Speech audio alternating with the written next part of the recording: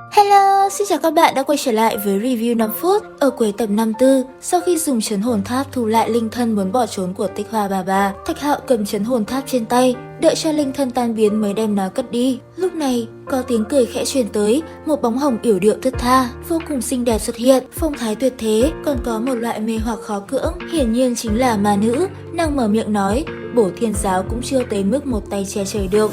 Từ nay về sau, Thạch huynh chính là quý khách của Tiệt Thiên Giáo ta. Lời này vừa ra, bốn phương chấn động. Thạch Hạo dĩ nhiên là người siêu tuyệt, có liên quan tới cả hai đại giáo, khiến cho Tiệt Thiên Giáo đứng ra bảo vệ.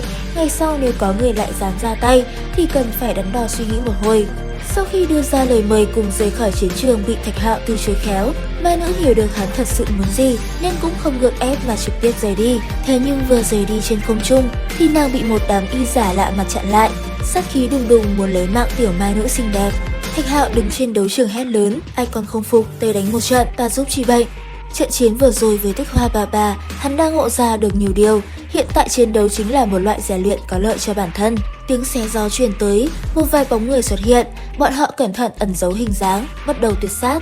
Trong phút chốc, giông tố mãnh liệt, gió lạnh rít gào, nơi đây lại sôi trào trở lại. Nơi cao nhất có chàng trai trong lửa thần đại chiến với Nguyệt Thiền Tiên Tử, xa xa lại có ma nữ của Tiệt Thiên Giáo quyết đấu với mấy người bí ẩn. Ở gần đây thì có Thạch Hạo đại chiến với các tôn giả. Lúc này trên không trung cuộc chiến của Nguyệt Thiền Tiên Tử và nam nhân kia vẫn đang diễn ra kịch liệt.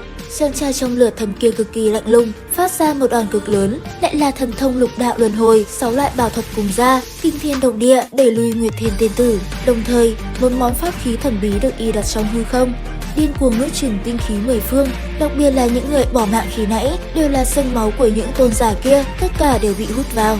Ngay cả Thạch Hạo cũng kinh hãi, nhìn thấy một chiếc đĩa thần che đậy cả bầu trời, lưu chuyển ra từng tia hỗn độn, trấn áp vùng thế giới này. Đúng lúc này, tiểu tháp trên sợi tóc của nó lay động nhẹ, như là có cảm giác vậy. Nguyệt Thiên Tiên Tử biến sắc, nhanh chóng rút lui, thoát khỏi không gian mà đĩa thần bao phủ.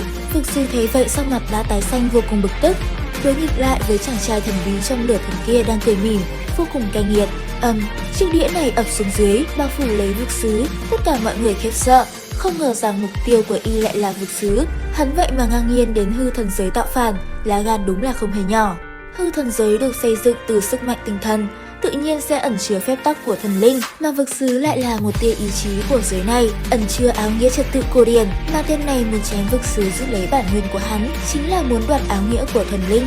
Thạch Hạo đứng trên da hư không thú, trong con người lấp lánh thần quang, lặng lặng đợi kết quả. Chiếc đĩa thần hỗn độn thức tĩnh phát ra một vệt thần quang, không gì không phá được, khiến cho vực sứ bị cắt đứt, máu nhuộm đỏ cả trời không. Đây là bảo cụ mạnh mẽ cỡ nào, xưa nay chưa từng có ghi chép trong sử sách. Và lúc này, tiểu tháp trên sợi tóc của Thạch Hạo rung động, như cảm nhận được một loại áp lực nào đó, có một chút khí hỗn độn tràn ra ngoài. Nhưng mà khiến người khác giật mình chính là vực sứ bị chém đầy vai vẫn chưa bỏ cuộc, ngược lại trong con người bắn ra ánh sáng hừng hực, nửa thân trên của hắn lướt ra ngoài, còn nửa thân dưới thì nổ tung. Một nửa thân thể của vực sứ hóa thành sức mạnh bản nguyên nhất, đó chính là từng cái xích thần trật tự xây dựng cùng nhau, tạo nên một chùm ánh sáng rực rỡ.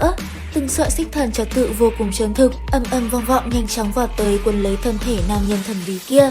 Cũng có sợi tỏa về phía chiếc đĩa tròn, hòng đoạt lấy vận mệnh của hắn. Chàng trai trong lửa thần cũng biết, chỉ có thể vượt qua quy tắc nơi đây mới có thể lấy mạng vực sứ. Y lấy ra dấu ấn bản nguyên của mình, chỉ có pháp khí hỗn độn mới có thể đảm nhiệm được trọng trách này. Trận chiến này rất kịch liệt và cũng rất khủng bố, vượt qua sự tưởng tượng của mọi người. Góc đĩa thần kia phát sáng, sương mù hỗn độn che kín trời bao phủ lấy vực sứ, đồng thời buông xuống hào quang lục đạo bao vây lấy hắn. Cuối cùng, vực sứ tan ra thành mấy chùm dấu ấn bản nguyên, phân tán ở trong hư không.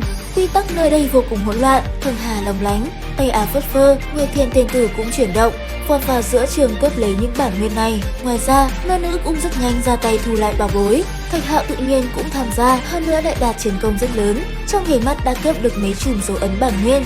Nhưng là đây cũng là mục tiêu của nam nhân kia. Rất nhanh cả hai xảy ra tranh chấp đấu đá một hồi. Thạch Hạo nhờ có tiểu tháp trên đầu mà có thể chạy thoát được dưới tay nam tử thần bí kia. Nhờ vào lần thu hoạch vô cùng phong phú này, có thể sẽ dẫn dắt bản thân tới thứ lớn lao hơn. Cuối cùng hắn điều động ra hư không thú xoay người nhằm về phương xa. Đến đây thì hết tập 5 năm thế giới hoàn mỹ. Xin chào và hẹn gặp lại các bạn ở những video tiếp theo.